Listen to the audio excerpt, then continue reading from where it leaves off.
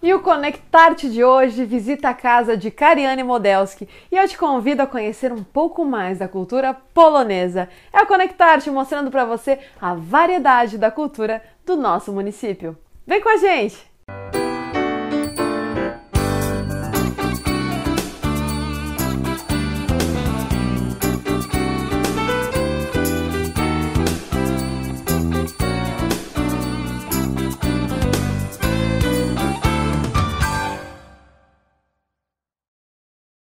São tempos de Páscoa. Em várias partes do mundo, esta data é comemorada, com significados distintos. Especialmente na Europa, na parte norte, é comemorado o momento da passagem do frio, do dificultoso de épocas densas, para um momento de alegria, da colheita, da fartura. E nós vamos conhecer um pouco, então, da arte, da cultura da Páscoa polonesa, que tem vários signos, e a gente vai te mostrar a partir desse momento. Com a nossa querida Kariane Modelski, seja muito bem-vinda ao Conectar-te. Ela que tem uma arte linda, um resgate, uma verdadeira adoração pela cultura polonesa, né? Dzień dobry. Dzień dobry. Estamos aprendendo um pouco de polonês aqui nesta edição. É Páscoa e um dos principais símbolos da Páscoa para a cultura polonesa é o pisanki. Falei certinho? Me corrige aí. Pisanki. Nos conta primeiro o seu cumprimento aí para o nosso público e depois a explicação aqui do... Dzień dobry.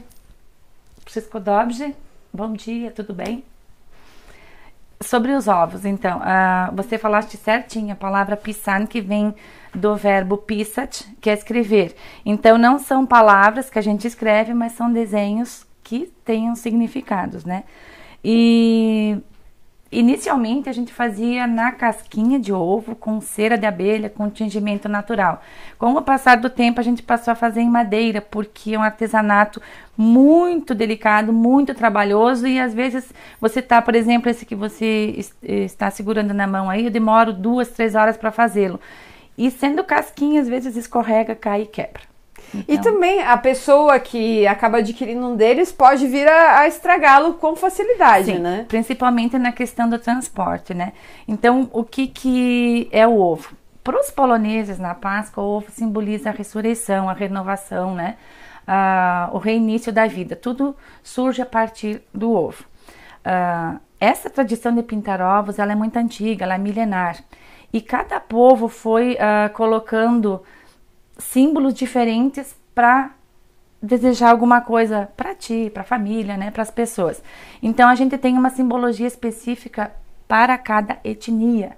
Não que seja, por exemplo, a flor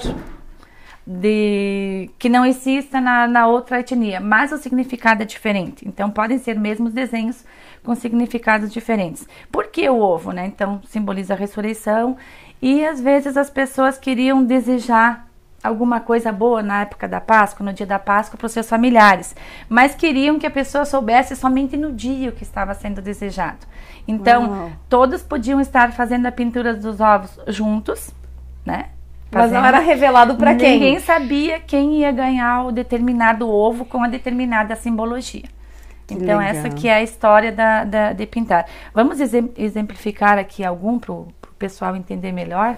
Acho que eu posso mostrar para o João. Pode. Né? Então, por exemplo, a cor amarela, sabedoria, abundância e prosperidade. Essas cintas que cercam o ovo simbolizam a eternidade, mas não somente a eternidade, porque aqui já tem triângulos, são a Santíssima Trindade, tem as folhas, vida e crescimento, os pingos e as flores, amor, caridade, humildade e beleza. E esses corninhos que imitam os corninhos do cabrito montanhês, é sabedoria, abundância e prosperidade. Então, se eu der esse ovo para você, você vai saber o que eu estou desejando para ti. Nossa, muito interessante. É um presente que tem uma carga afetiva muito grande. Você não está dando algo essencialmente material, você está desejando o melhor, o sentimento. Da mesma forma, mudando de cores, então o preto, reverência à noite, que também tem a cinta. Tem as flores, que é amor, caridade, humildade e beleza. A folha, que é vida e crescimento, mas aqui tem a espiga do trigo. Prosperidade, fartura e saúde. Olha só, e assim que vai maravilha. sendo agregado. Fora o fato de serem lindíssimos, a arte é incrível.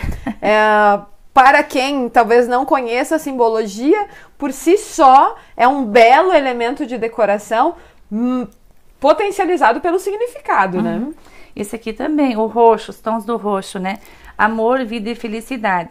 A gente, quando utiliza o tom amarelo, não é um tom específico, por exemplo, o amarelo ouro, amarelo, porque as tonalidades, elas eram feitas a partir da casca da cebola, da marcela, da malva, de cascas de árvores, né, de folhas. Então, conforme você ia mergulhando a casquinha do ovo naqueles tingimentos naturais, ia ficando mais claro, mais escuro. Então, é o tom do verde, é o tom do roxo, é o tom do amarelo. No caso aqui, esses tons de roxo, é amor, vida e felicidade. Também tem toda a simbologia aí. E o galo? Eu vi o galo em vários. O que o galo significa? As aves representam a realização de um desejo ou fertilidade e o branco a pureza. Eu vi que tem um peixinho aqui, se é. O peixe sempre vai simbolizar o cristianismo. Uma curiosidade é que eu fiz alguns com umas simbologias um pouco diferenciadas para a exposição que teve na Casa da Cultura, Artesanato e Espiritualidade aqui em Nova Prata. Eu raramente pinto o cacho da uva. Porque o pessoal confunde nós com a região da uva e do vinho, né? Sim. Pintou o ovo polonês é porque é a região da uva e do vinho. Na simbologia polonesa, o cacho da uva é o crescimento da igreja cristã. Nossa, como assim? Porque a gente tem a simbologia milenar, né? Eu até te dei um folhetinho aí. Que isso a gente não cria simbologia para você trabalhar um artesanato folclórico. Você tem que... No detalhe para o pessoal de casa. Que você tem que seguir, né? Para dizer que é um artesanato folclórico. E nas pesquisas que a gente fez aqui, comparou com a Polônia, o cacho da uva é o crescimento da igreja cristã. Que legal. Então não tem nada a ver com a região da uva e do vinho, né? Pois é importante esclarecer porque fica muito fácil confundir. E os animais? Temos um cervo aqui. Tem o cavalo ou o cervo, daí a riqueza, boa saúde e abundância também. Olha aí, ó, esse é um E os caracóis, esses caracóis são proteção contra o mal. O marrom é a mãe terra. Que máximo. E assim vai indo, né? Adorei. E é um mais lindo que o outro. Se você fosse escolher, você teria dificuldades, com certeza. Máximo, máximo, máximo. Agora imagina você, eu tenho a simbologia para criar, né? Depois acho que a gente até vai fazer um, né? E você começa a partir de um pinguinho e você vai fazendo uma junção dos desenhos. Não tem desenho pronto. Isso tudo é a sua mão. Você vai criando e é tudo à mão livre. Quando foi, Kari, que isso chegou na tua vida? Hein? Quando foi que você pintou o primeiro pisanque? Eu não lembro. Faz muito tempo. Eu trabalho com artesanato já há mais de 28 anos. Pela contagem da quantidade de ovos de madeira que eu faço, encomenda sem quantidade, eu já passei dos 10.800 ovos de madeira. Nossa! E não são só ovos, são boas intenções, é uma energia boa que você lança para o mundo, né? Então são mais de 10 mil boas intenções circulando no mundo, né? Eu já pintei ovos como lembrança de casamento, daí você personaliza atrás, né? Por exemplo, coloca a data, o nome dos noivos, a escovinha que simboliza o casamento, que é essa aqui, olha. Olha aí, a escovinha do casamento. E a data. Então, foram 200, para te ter uma ideia, 200 ovos eu pintei para o centenário da imigração russa, em Campinas das Missões. Eu pintei como lembrança de formatura, como lembrança de nascimento, como lembrança de batizado, como presente, assim, quando grupos de turistas vêm para cá, às vezes eles querem fazer fazem um retiro, por exemplo, né? E eles querem... levar uma lembrança diferente. Eles encomendam e personalizam atrás. Que legal. Quando é que a técnica, a arte do pisanque chegou na sua vida? Assim, como isso se apresentou para você? Isso veio de família, como eu te falei, né? Eu sou metade polonesa, do lado paterno, e metade italiana, né? Então, dois folclores e artes extremamente duas culturas ricas, né? E a gente começou a fazer assim, mas não tinha muita ideia do que era feito em casa. A simbologia era menor. Não, era do lado do pai, né? A mãe era a questão dos bordados, né? Que com a nona faziam os enxovais bordados à mão, como antigamente. Então a mãe adotou essa cultura mais do bordado. E essa questão de pintar ovos, no início era só a cor mesmo, porque você também pode dar o ovo de uma cor somente para a pessoa. Aqui você está desejando para a pessoa cura e crescimento, nos tons verdes. Então não precisa ter exatamente o desenho na frente, só pode ser somente a cor. E depois a gente foi aperfeiçoando, pesquisando, vendo a simbologia com o pessoal da Braspo, com o pessoal da Polônia, né? Quando eu comecei a ensinar, eu já fui para Santa Catarina, já fui para o Paraná também, né? Agora eu estive em Áurea, né? Trabalhando nas escolas aqui em Nova Prata, em vários lugares. Quando você vai passar uma coisa adiante, você tem que pesquisar muito. Porque se eu, nesse ovo aqui, por exemplo, ó, podemos mostrar? Claro, devemos mostrar. Então, assim, ó, por exemplo, nesse ovo aqui tem vários símbolos, né? A Santíssima Trindade, amor, caridade, humildade, beleza, cura e crescimento, aqui a escovinha do casamento, né? E tantos outros, abundância, prosperidade e proteção. Tem muitos, né? Se eu colocar uma borboletinha aqui, ou eu fizer um coraçãozinho, eu vou descaracterizar ele. Eu não posso fazer nada diferente do que aparece aqui. Eu fiquei interessadíssima de entender como surgiu essa simbologia. Vem desde a era neolítica, segundo as pesquisas que a gente fez, quando o ovo era um alimento muito raro. Então eles escondiam nas cavernas e usavam como alimento em ocasiões especiais. E às vezes eles começaram a sujar com tingimentos, com tinta, com barro, para disfarçar, para dar um colorido, para ficar mais bonito, né? E aí a partir disso surgiram as simbologias depois. Que máximo. Gente, vamos conhecer o processo, vamos ver como é o passo a passo dessa arte tão bonita. Nos acompanhe.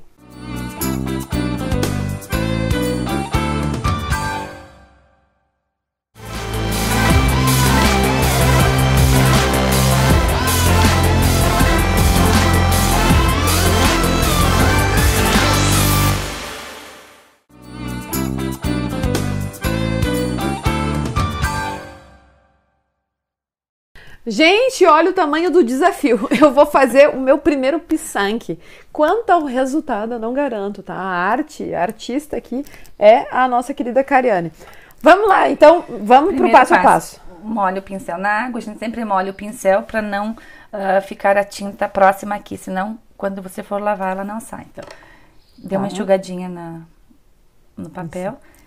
Mergulha ele na tinta branca. Você tem que segurar ele mais próximo aqui, porque é como se fosse uma caneta, um lápis. Perfeito. Tá? Agora você dá uma limpadinha aqui para afinar a ponta. Gira ele, sempre gira, tá? Ai, Jesus amado. E aí você faz um ponto central, você tem que imaginar o que você vai desenhar, uma flor, uma espiga de trigo, folhas, o que você for desenhar, tudo tem significado, e aí você inicia o trabalho. Eu curti esse desenho aqui. Então, essa é uma cinta que cerca o ovo. Mas você pode fazer outro tipo de trabalho. Então, você segura... se você quiser segurar na mão, pode ser. Se quiser segurar na mesa. A mesa é legal. Cada pessoa encontra o jeito certo de trabalhar, tá? No meu caso aqui, o desenho tá aqui na cabeça, daí eu vou iniciar. A pessoa não tem nem a necessidade de olhar alguma coisa em algum lugar. A pessoa simplesmente tem o desenho na cabeça. Então, vamos lá. E você encosta somente a pontinha. Pegue mais tinta. Pegue mais tinta. Já viram, né? Resultado, mais ou menos, na vida da pessoa. Mas isso é muito bom de fazer. Enquanto você está desenhando, você está pensando o que você está colocando no ovo. Aí é que vem a história de que o ovo atrai você. Porque tem sentimento diferente em cada pintura. Todos eles têm um sentimento. Por exemplo, aqui eu estou pensando na Santíssima Trindade, o fogo, a água e o ar. Uau! Então, já estou fazendo a simbologia. Eu fiz um ponto central ali. E aqui já tem uma parte feita. O meu não precisa Você mostrar, tem que pegar mais tinta, Júlia, sempre mais tinta. Você sempre pega tinta assim como se fosse pegar uma colherada. Ah, legal. É outro segredinho. Para afinar a ponta, você gira aqui, ó. Beleza. Ah, aí funciona melhor. Então vamos lá. Eu aqui já vou fazer o... Ó, gente, olha. Não tá aquela coisa, né? Mas vamos lá, tá bonitinho. Depois tem que ir acrescentando os detalhes, né? Isso. Parece fácil, né? Não, porque o formato do ovo vai dando uma dificuldade no processo aí. Já aconteceu de pessoas que pintam telas lindas, maravilhosas, acharem que é bem fácil de fazer, a pintura do ovo, e no momento que foi fazer a pintura do ovo, Percebeu não deu que tava certo, dando. porque a superfície é curvada. Aham, justamente. Aqui as escovinhas que vão simbolizar o casamento, ó, Júlia. Aqui eu já vou estar fazendo a escovinha que simboliza o casamento. E tudo é técnica, tudo é dedicação, É né, prática. Kari? É prática. Depois de 10 mil e poucos, né? A gente Ah, tem que... pois é. Sabe que dizem que para qualquer habilidade você precisa de pelo menos 7.000 horas de dedicação, né? Você já passou bem da cota, né? Já passei. 2 horas e meia num pisanque, Kari. Aquele grande ali que a gente estava olhando antes, tem vários, não são horas, são dias de pintura. Uau. Porque quando você vai fazer um desenho, por exemplo, assim como eu estou fazendo no lado, você só vê o lado que fica de frente para você, no caso, né? E você inicia o trabalho. Agora, quando você vai fazer um trabalho todo ao redor, assim como esses ovos redondos, esse que você está fazendo, você tem que ter simetria. Você tem que dividir ele em partes iguais, né? Aqui não, tá saindo um só, né? E aqueles aí não, é mais complicado. E é bem mais prático você fazer a pintura de ovos assim com tintas, porque antigamente para você conseguir determinados tons era difícil.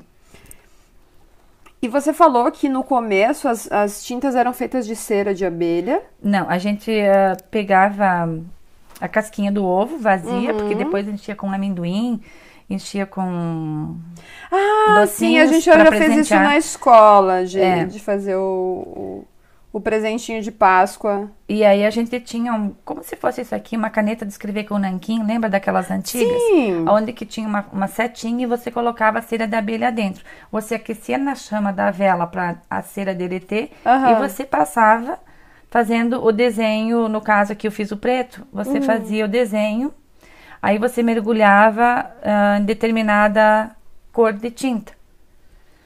Fazia outro desenho naquele mesmo ovo, e mergulhava em outro, sempre da cor mais clara para mais escura, né? E quando você terminava de fazer a pintura, que você imaginava o desenho completo, aquecia na chama da vela e tirava com um paninho. Ele já ficava com brilho. Uau. Só que os tingimentos, eles vinham, como eu falei antes, de cascas, de flores, de folhas. Para você conseguir o laranja, puxando assim mais para um melancia, era a casca da cebola, né? O amarelo era da flor de Marcela. E você fez todo esse processo? Fiz. Você sabe produzir tintas, então? Muitas vezes.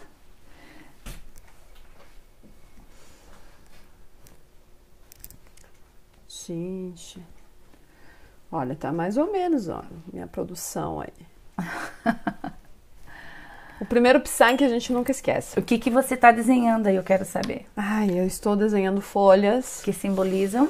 Ai, eu gosto das folhas. A gente vive outono, né? E... Não, lembra que você está fazendo um artesanato típico. Ó, folhas. Eternidade.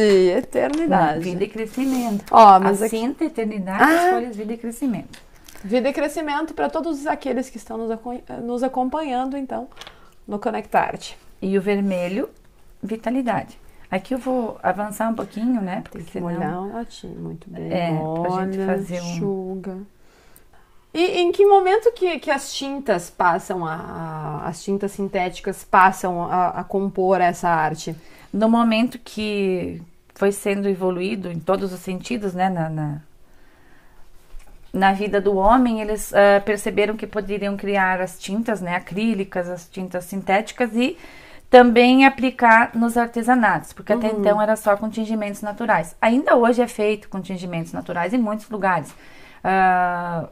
Os ucranianos fazem muito disso, os poloneses também, né? Em alguns lugares ainda é feito naquele estilo tradicional. Mas como a gente falou no início aí, é difícil de você trabalhar uma casquinha de ovo para um turista levar se você não tem uma embalagem adequada. Ou você quer dar de presente também, né? Acaba quebrando. Então, fazer o tingimento natural na madeira não tem como. Então foi aplicada, ela adere, mas numa cor só, né? É diferente da casca do ovo que vai aderindo tom sobre tom. Então foi colocado no trabalho do ovo em madeira a tinta. No início tinta acrílica, EVA, agora tinta a óleo, tem inúmeras variedades, né? O que facilitou muito, porque com a utilização desse tipo de tinta, a gente tem mais variedade de cores. Eu imagino que os pisaques que você produziu tenham ido para vários lugares do país. Do mundo. Do mundo. Conta pra gente para onde você já enviou ou levou pessoalmente o seu trabalho. Eu tenho ovos meus já, não sei nem dizer em quantos países, né? Inclusive na Polônia. O pessoal que vem de lá fica admirado de ver... Empresta aí, Júlia? Sim. Colocamos aqui no meio. Fica admirado de ver que eu mantenho essa tradição. E não sei te dizer para quais os outros. Tem pessoas que encomendam, que valorizam muito o meu trabalho, encomendam para dar de presente.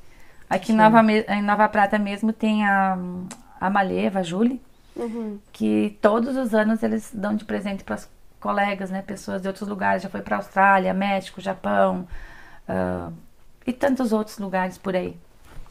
Que cor ia combinar aqui agora? Porque é uma combinação vermelho e branco. Eu faria somente em vermelho e branco. Muito bem. Olha, gente, tô orgulhosa aqui da minha produção. Não tá, nossa, aquela produção, mas já tá bem bonitinho. Nada comparado, né? Ó, dá um compara aí, né? Quem sabe, faz ao vivo. Quantos anos mesmo? 28 anos fazendo... 28 anos que eu já faço artesanato. E você já passeou por outros artesanatos ou a cultura polonesa sempre foi a tua prioridade? Eu estive dando uma avaliada nos meus conhecimentos e habilidades e cheguei a uma conclusão que eu sei trabalhar umas 25 a 30 técnicas de artesanato.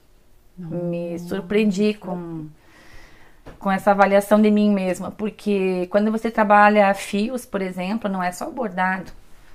Tem vários pontos de bordado, tudo bem, mas tem crochê, tem vários jeitos de você trabalhar o crochê, o tricô, o macramê. E tantas outras coisas, né? Então, eu sou autodidata. Eu olho uma coisa e eu sei que eu sei fazer. E o que eu sei fazer, vou fazer. Só comprar as ferramentas é entalhar madeira. É uma coisa assim que eu sinto que eu sei fazer. Então, eu pego e vou fazendo e vou agregando. Eu trabalho pirografia em couro, em madeira. Você viu que tem vários, né? Pintura em tecido e... inúmeros. O artesanato é a sua vida, cara. É uma forma da gente colocar o sentimento em ação. Muito legal. Deixa eu ver aqui umas ideias mais para eu agregar ao meu desenho. Eu vou te ensinar a fazer uma florzinha. Aí, pega o pinguinho de tinta, Júlia. Lembra que eu te falei que é uma colherada, né? Sim. Daí você pega o pinguinho de tinta e eu vou fazer uma florzinha aqui no meio, ó. Eu centralizei, faz um pinguinho no meio. Deixa eu achar qualquer lugar que fique bonitinho aqui. Pode ser. Pega mais tinta, ó, tem que ficar um pinguinho. E daí você vai encostar a pontinha, dando uma leve apertadinha. Pega de novo, sempre pega outra vez, porque senão ela não fica redondinha.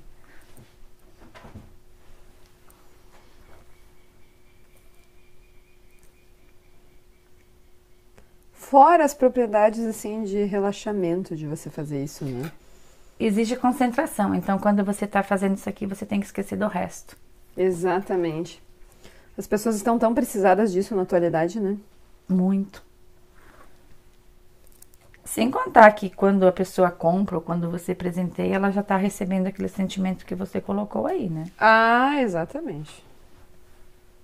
E é tão importante hoje em dia... nesse mundo que as pessoas compram tudo pronto. Mais ou menos, né? Que as pessoas compram tudo pronto, encontrar alguma coisa feita. Eu posso fazer 10 ovos, 20 ovos com o mesmo desenho e nenhum vai sair igual. Cada um vai ter um detalhe diferente. Porque não é molde, né? Você vai criando a mão livre. Então são peças únicas. O que eu acho mais legal disso é que você estará impreterivelmente dando um presente exclusivo para a pessoa. Por isso que as pessoas encomendam, outra pessoa vai né? ter. Aqui ainda faltam algumas cores, né? Mas... E para o pessoal que está assistindo, a gente pode dar dicas também? Pode, claro. Então, esvazia a casquinha de um ovo, lava bem. A gente sempre esvazia o ovo, ele sempre tem um formato mais em cone, digamos, né? Então sempre vai furar aqui embaixo, fazer um furinho pequeno do tamanho da unha, tira a clara e a gema, lava bem e deixa secar. E depois, na casquinha do ovo, você pode pegar um lápis e fazer o desenho. Então você pode fazer a base embaixo com o lápis. Fazendo o desenho, você pode pintar. E para finalizar, quem não tiver verniz, para ficar aquela pintura bonita, pode passar a cola escolar, aquela branca, sabe? E que tipo de tinta você pode usar na casquinha do ovo, assim? A mesma que eu uso aqui. Essas EVA, acrílica, até tinta de tecido mesmo. O que não adere na casquinha do ovo é a tinta guache. Já pensou que divertido na sua casa, com seus filhos, você produzir esses presentinhos para Páscoa? Sensacional! E outra dica também, quem tem criança em casa, é de fazer desenhos mais simplificados e ensinar o que simboliza amor. Que legal. Se o pessoal quiser ter acesso... de saúde, né? Prosperidade, a simbologia, esse material está disponível aonde? Para quem está em casa saber a simbologia dos ovos. Te procura? Temos esse material divulgado? Eu tenho em casa, tem na Secretaria de Turismo. Só passar na Secretaria. Em alguns hotéis, tem no ponto de informações turísticas. Tem em vários lugares. Também tem os contatos, depois se tu quiser deixar os contatos, com certeza. Né? Eu sempre tenho pessoas que vêm de fora, inclusive elas vêm aqui para aprender o primeiro passo a passo. Aqui ele não está concluído, mas quase. Super divertido isso aqui. É que o tempo hoje não está assim 100% seco, então para eu passar outra tonalidade acima do laranja aqui, eu tenho que deixar secar a tinta. Maravilha, maravilha. Todo passo. Gente, eu passaria o dia fazendo isso. A gente pode estender. Julie. Olha aí, ó. Ó, vamos fazer... Deixa eu pegar um ladinho que tá mais bonitinho. Aqui, ó. Recapitulando o que você desenhou. Então, eu tenho folhas, eu tenho flores, eu tenho curvas. Você pode me ajudar? Vamos pela cor. Vitalidade, sabedoria, abundância e prosperidade. Flores, fizemos as duas. E pingos. Amor, caridade, humildade e beleza. Folhas, também fizemos as duas, que é vida e crescimento. Os corninhos, abundância, prosperidade e proteção. E o meu tem o diferencial, que é essa escovinha aqui, ó. Que é o casamento. Que maravilha! Então, você está convidado a conhecer a arte de produzir o pissac, e fica a dica então para Páscoa de produzir com as crianças ou encomendar para a Kari aí os presentes de Páscoa. Claro, seja você o presente em primeira instância, né? E aí depois você pensa com carinho naqueles que te amam, naqueles que estão ao seu redor. E torna a Páscoa um pouco diferente, com um sentido mais voltado à família, né? Justamente, muito bom. Vamos conhecer um pouco mais, porque a arte da Kariane Modelski é algo que se estende para além das nossas fronteiras. Então, em seguida, a gente vai conhecer a arte dos brasões familiares.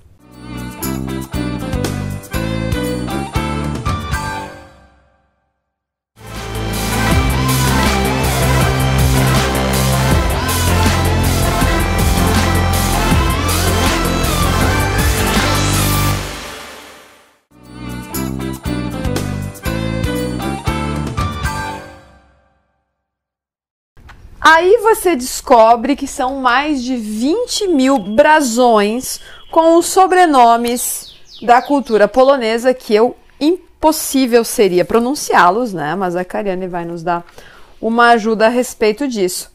Kari, nos conta sobre essa tradição dos brasões familiares. É uma coisa muito saliente da cultura polonesa, né? Sim. Essa minha febre pelos brasões começou quando que o senhor Vitor Kozłowski, ali de Bento Gonçalves, escreveu o primeiro livro sobre a imigração na Serra Gaúcha.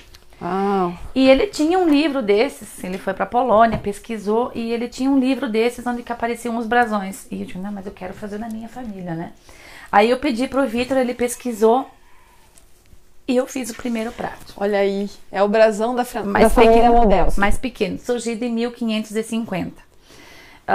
E desde então eu já fiz centenas de pratos com brasões de família. Não só de descendência polonesa, mas alemã, russa, italiana, portuguesa e várias outras.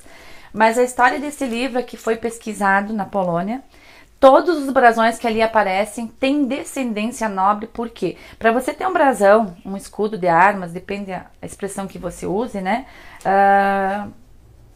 você recebia isso de um nobre. Então, o nobre que doou o brasão para você, que deu um pedaço de terras para você e que criou esse brasão para você, vai aparecer aqui a nobreza, se era barão, se era conde e assim por diante. E aí você tinha o seu brasão. O nosso surgiu em 1550. Olha, é de uma linhagem nobre, gente. E tem toda a simbologia, todo o significado.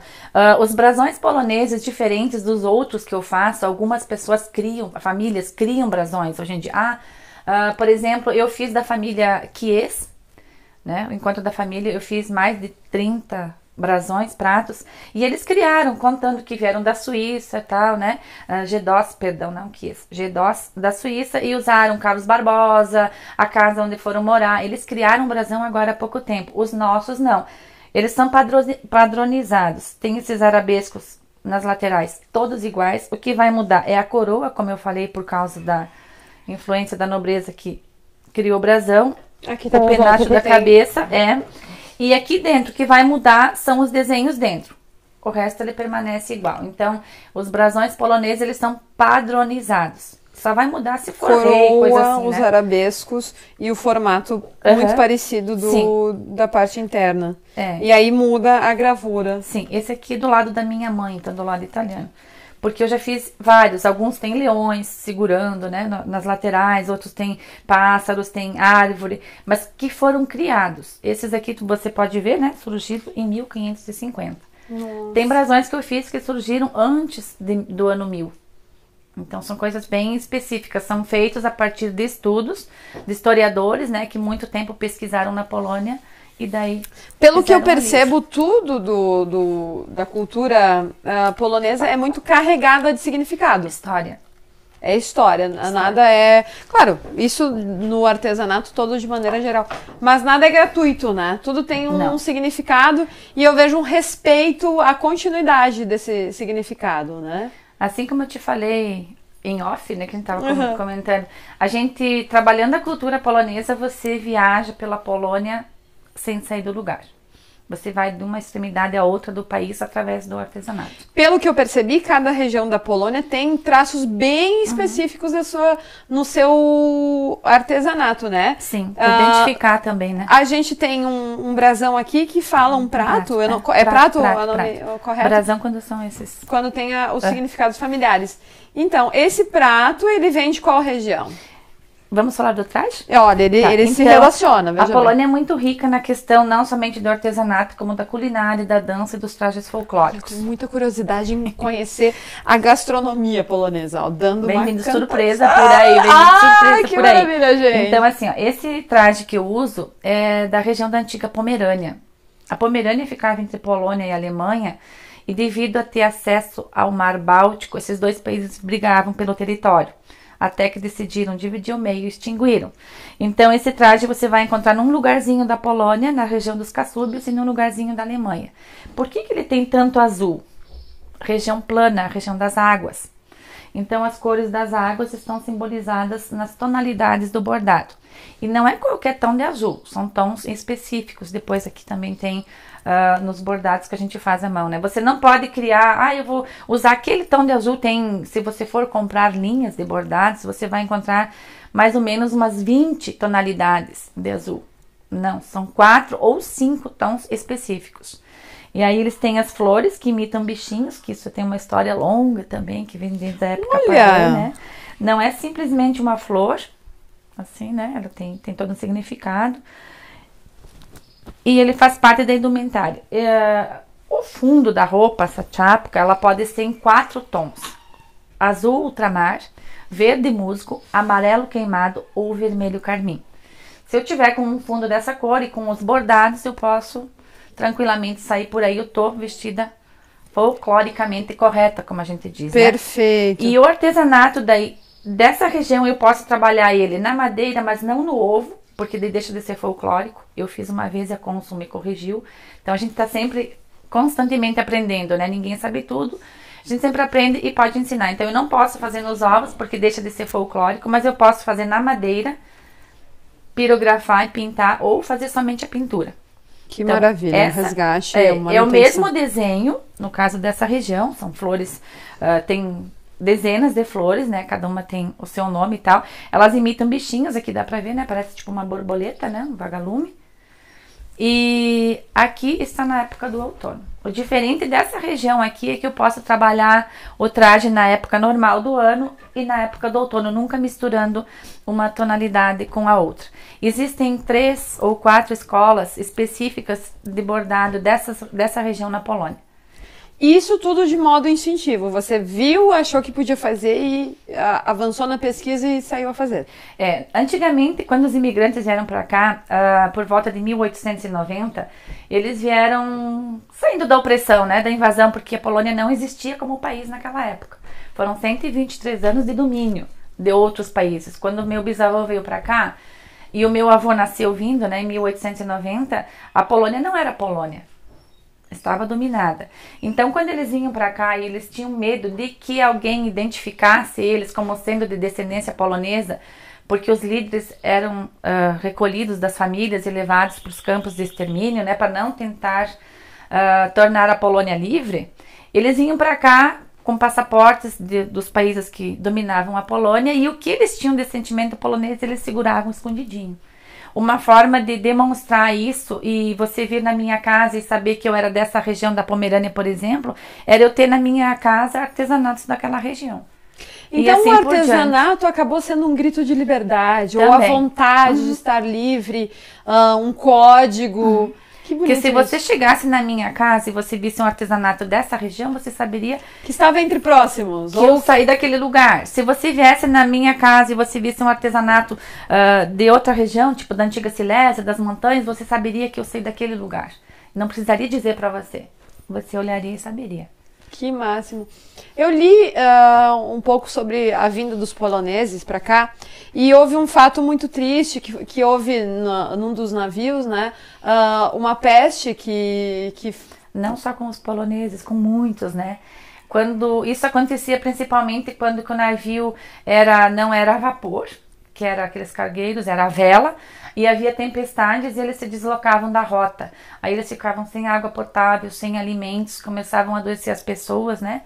E aí gerava aquilo, imagina você estar confinado ali, centenas, milhares de pessoas e começar a adoecer. Eu li sobre um episódio que 90 crianças morreram, né? E tiveram que ser lançadas ao mar, que é um episódio... Tem muito muitas triste. Histórias, assim como de São Marcos também, né? Mas é uma história, assim, longa que a gente Várias tem. histórias, muitos programas pela frente aí pra contar todas essas histórias. Me conta o que temos mais aqui. Aqui, então, assim, eu trabalho não somente os brasões, mas eu posso trabalhar também atrativos turísticos, né? Esse aqui é um protótipo, né? A gente sempre faz um primeiro para ver como é que fica e depois fazer melhor. Então, aqui, como eu moro na única comunidade polonesa Muito de Nova legal Prata, isso. conhecida como linha sexta dos polacos, nós temos a Capela Centenária de Santo Stanislau. Ela bem nesse estilo arquitetônico, assim, com os lambriquins, né, e tal. Ela não foi construída onde ela está agora. Havia a primeira picada que o pessoal do governo fez para assentar os imigrantes, e as igrejas sempre eram construídas nos lugares mais altos, porque até o sino era um meio de comunicação. Então, quando que anos depois, isso 1890, 91, 1925, 1930, não sei a data exata, decidiram alinhar um pouco mais as estradas e deixou de ser a Estrada Velha, que a gente conhece até hoje, né? Passou a ser a atual, a RS 441 aqui. A igreja foi desmontada e reconstruída aonde está hoje, que é essa aqui, não sei se você conhece. E tem uma coisa assim bem interessante aqui dentro desse processo de desmanchar e reconstruir. Ela é toda assim original, com paredes duplas, né? O teto ovalado com estrelinhas pintadas e tal. Eles criaram uma musiquinha que conta que na linha sexta tem a Capela de Santo Stanislau com Nossa Senhora de Częstochowa e a Mãe de Deus. É aquela que o... Canta pra gente, nós não podemos perder pedacinho. essa oportunidade. Vai lá. O primeiro verso só. pra Pode você. ser, vamos lá. Então vamos lá. Na tej linii szóstej jest kaplica polska, jest święty Stanisław i jest Matka Boska. Santo Stanislau, né? Święty Stanisław. Que lindo! Tem várias estrofes, mas são coisas históricas e diferentes que a gente tem na riqueza do município, né? Que maravilha! E que isso tem que ser exposto para que a nossa comunidade, para que quem vem de fora possam conhecer, que a gente possa reproduzir e levar adiante todo esse conhecimento. É cultura viva. Eu tenho acompanhado muitas pessoas que vêm de fora, principalmente de outros estados, não só na questão polonesa, mas na alemã também, que os imigrantes chegaram para nossa região da Serra, fixaram residência durante um certo tempo e depois daqui migraram. E recentemente também veio o pessoal de Curitiba procurando descendentes dos alemães. Então esses locais onde que as igrejinhas históricas existem, as pessoas vão e depois de um certo tempo vêm buscar as raízes. Que maravilha. Como pesquisa. Perfeito, muito, muito, muito bom. Tem muito mais, gente. Agora a gente vai migrar para outra habilidade da Cariane, que também é guia, condutora de turismo, né? Ela vai contar mais detalhes pra gente no próximo bloco.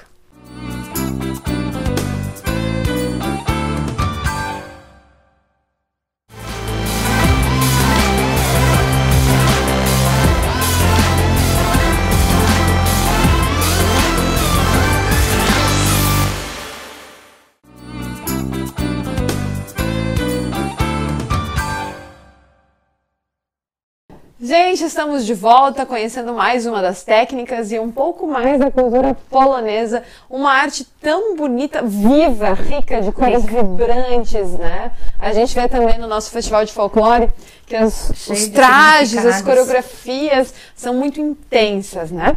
Nós temos aqui as caixinhas com a técnica da pirografia, é isso? Sim. Que representam as regiões, temos os machados e você estava me contando sobre a música, eu quero saber tudo isso, vamos lá. Tá bem, então vamos pelas caixinhas? Vamos pelas caixinhas. Então, como eu expliquei antes da questão do traje aqui, eu não posso fazer no ovo, na madeira, mas eu posso aplicar no artesanato. Eu mesmo desenho que aparece no traje. A gente tem assim, cada flor ela tem duas variações de tonalidades. Eu posso acrescentar ou manter. No caso aqui tem o vermelho, que aqui só tem o tom de azul, né? Mas olha o detalhe aqui do... Isso mostra que para uma pessoa trabalhar com o artesanato cultural de uma determinada etnia, ela precisa de uma pesquisa muito grande, porque Sim. seria muito fácil para uma pessoa que não tem conhecimento cometer uma gafe. Sim. O que mais acontece é pessoas pegarem...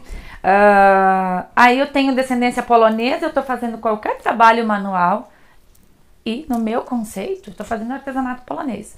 Aí eu coloco hoje nas redes sociais, né? Artesanato polonês feito por Cariane Modelski. Vamos usar o meu exemplo, né? Eu não tenho uma pesquisa dessas aqui. Eu vou lá e coloco qualquer coisa. Você não conhece. Ele não conhece.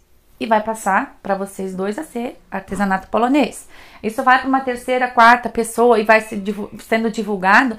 E lá mais adiante deixou de ser o que era folclórico, passou a ser uma coisa que não tem nada a ver. Gratuita. Então, por isso, eu quando eu ensino, eu procuro pesquisar muito, já sei muito, mas eu sempre estou procurando mais informações, porque cabe a nós, que sabemos um pouco mais, levar adiante o correto. Existe uma responsabilidade cultural, né? De você preservar uma arte de um povo milenar e que está aí para as novas gerações conhecerem. Isso. Vamos dando sequência. Aqui tem essas caixinhas que são da antiga Silésia.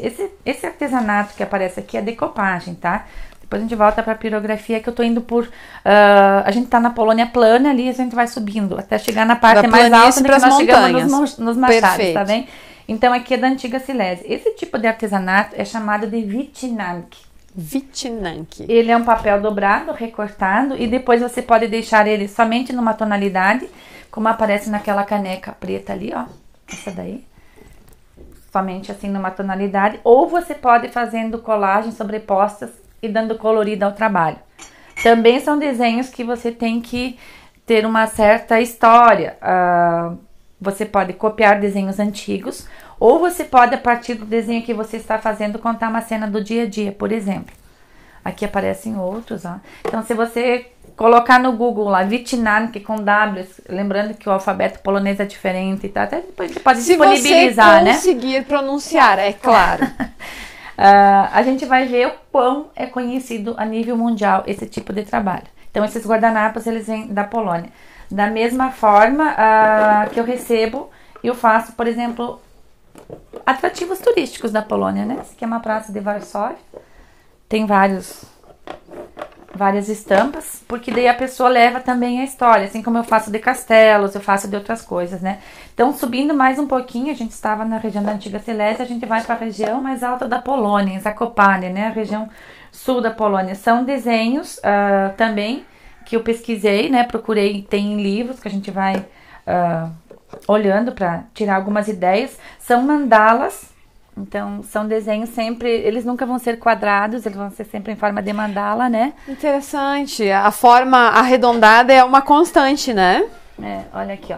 Então, eu tenho uma base do que eu posso fazer e eu posso ter uma certa criação limitada em cima de cada trabalho. Eu não posso, como a gente diria, criar demais porque eu vou fugir do folclórico. Até porque ele é tão rico que só no tempo de pesquisa para identificar os significados, toda a simbologia, você já tem muito o que estudar, né? Sim, até assim, essas cores que a gente usa aqui, aqui tem com azul também, ó. Eu peguei essa tampinha. Essas cores que a gente usa são cores de flores que existem lá. Porque no bordado também, conforme a região, tem o seu desenho, tem o seu ponto, são pontos diferentes de bordado também, né? Então, essas florzinhas aqui, elas são de umas plantinhas que crescem na beira do rio e coisas assim. Então, a gente tem a história. Tem muita coisa, se a gente falar tudo, nós ficamos aqui até amanhã, Júlia. Pelo que vejo, sim. Aí a gente está subindo as montanhas. Sim. Aqui tem uma com papoulas, para lembrar que a papoula é a flor típica da Europa e ela identifica muito a Polônia, assim como a tulipa é da Holanda, né? Então, a papoula identifica muito a Polônia. Por isso que eu uso também nos ovos a flor papoula, né? Não somente a margarida e tal. Eu já não uso muito nos ovos poloneses as tulipas, porque vem a ser mais do artesanato do Bauer Malerei, que é o alemão. Tem essas diferenças que com o passar do tempo a gente vai aprendendo, né? E exemplificando para quem a gente ensina. Vamos para o... olha esse aqui é outro. Esse é lindíssimo, das aves. Aí o mesmo trabalho eu fiz no prato. Lindíssimo. E o significado na decupagem, ele tem o mesmo peso de significado dos ovos? Sim, esse aqui é da região da Antiga Silésia. Um detalhe que às vezes as pessoas quando vão olhar para comprar, ele não é lisinho. Quem trabalha com artesanato sabe, Júlia, que se você passar um rolinho aqui, ele vai ficar lisinho, sem nenhuma nervura. Eu não sei se assim dá para perceber, mas ele tem umas nervurinhas, né? Se você fizer isso, de tirar essas nervurinhas, classifica como adesivagem e não como um trabalho artesanal. Você muda a categoria. Muito lindo. Então, são coisas, pequenos detalhes que fazem a diferença no trabalho. Não é porque a pessoa não soube fazer a aplicação, mas sim porque tem essa diferenciação. Aí nós chegamos nas montanhas, eu amei a Chupaga. É muito legal. Conta pra gente aí qual é a história das montanhas. Bom, então, muito legal. Chegamos na região mais alta da Polônia, no sul da Polônia, a região chamada Zakopane. Zakopane, traduzindo, quer dizer o que está encoberto. Havia o acúmulo da neve, né? Lugar mais frio, mais alto, então neva mais. E a neve vai se acumulando e cobrindo as coisas.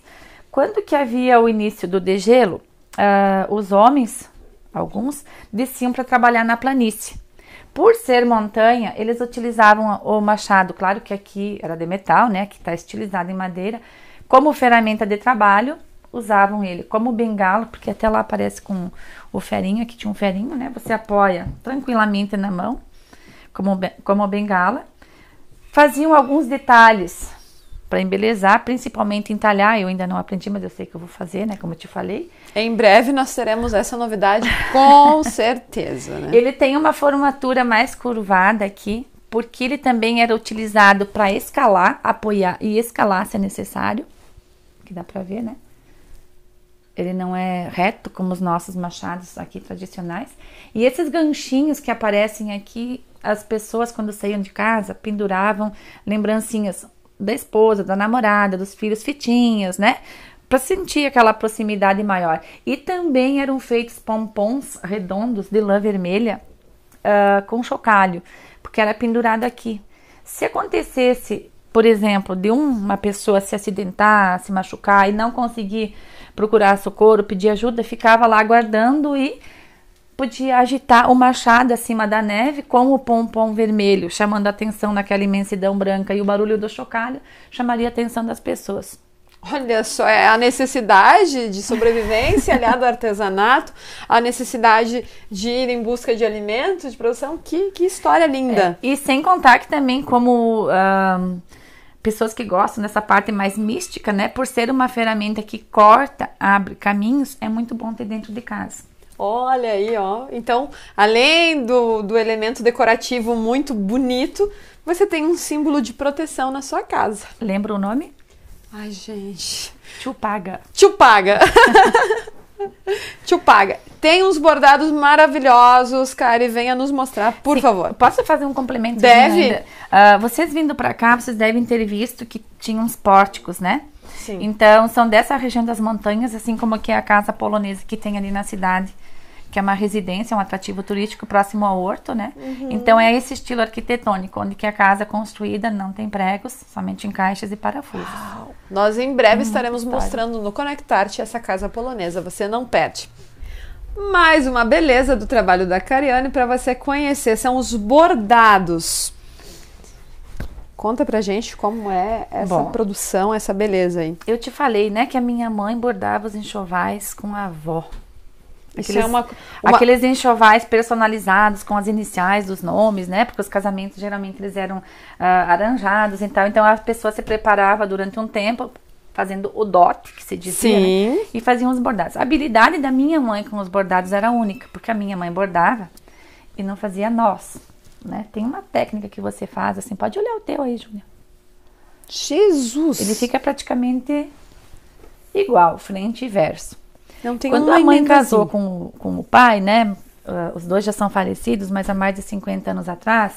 E a avó tinha alguma coisa bordada, a mãe começou a adaptar, depois com a necessidade de fazer os bordados nos trajes folclóricos para o grupo de dança e tal. Mas a minha paixão não era só o bordado, eu gosto de todos, né? Mas esse aqui é especial. Eu não sei porque... Ele conversa contigo. Ele me chama. Então a região, o traje eu fiz...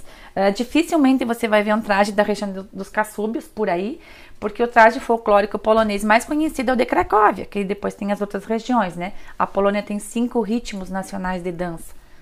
Então tem os trajes principais que identificam e depois os regionais, locais, né? Os regionais, locais, assim por diante.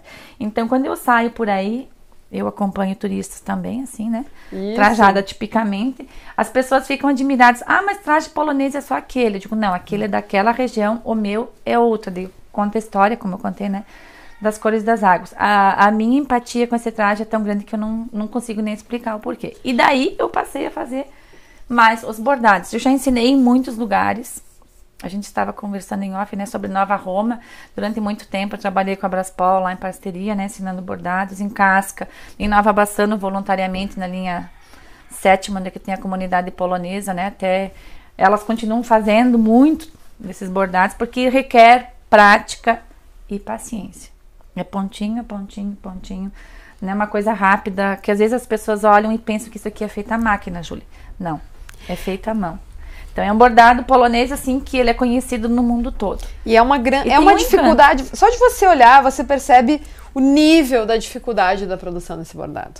Né? É, porque ele tem assim, você faz o ponto cheio, como a gente conversou, tem vários pontos de bordado, mas o ponto cheio ele tem umas técnicas para você fazer pétala, para fazer a bolinha, para você fazer folha, né? Tem que ter técnicas, não é simplesmente todo do mesmo jeito. Lindo, lindo, lindo, lindo, lindo.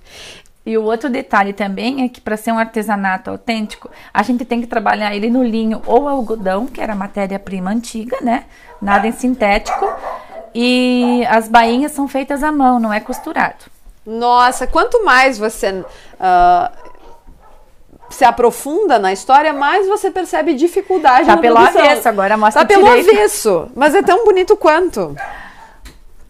Que normalmente um bordado ou uma pintura tem um lado, né? Tem. Esse não, você pode colocar na sua mesa dos dois jeitos que você vai estar com um produto lindo na sua decoração. Já aconteceu um caso assim que a gente fez um jogo de cozinha por encomenda, todo bordado, com bandô, toalha de mesa, né, os guardanapinhos, tudo. E eu cheguei na casa da mulher e a mulher tinha pelo avesso, mas eu pensei, poxa, ela deixa durante a semana pelo avesso. No final da semana ela vai virar. Não, e ela não reconhecia o lar. Eu não teria reconhecido. Uhum. Bem interessante isso, né? É pouquíssima a diferença. Sabe uma coisa que eu acho mais bonita no folclore, no artesanato em especial polonês, é que as peças te procuram, né? Sim. Assim como essa região... É uma coisa meio mística. Assim, justamente. Assim como o bordado do teu traje te atraiu, tem tudo isso no Pisanki também. É tudo muito místico, muito significativo. Tudo tem valor. História. É realmente muito bonita a cultura, o folclore, a arte polonesa. Encantada, né? E a gente fala de Páscoa, né? E a gente não pode deixar de falar de um ritual muito bonito da Páscoa polonesa. A Święconka. O que é a Święconka? Parece um palavrão, assim, né? É a bênção dos alimentos. Como você falou lá no início, né? Havia toda aquela época do inverno, congelamento rigoroso de tudo, a dormência das plantas, né? Com a chegada da primavera, havia a brotação, a floração, né? E logo em seguida, a produção dos alimentos. Então, essa tradição de abençoar os alimentos, antigamente era um costume pagão, né?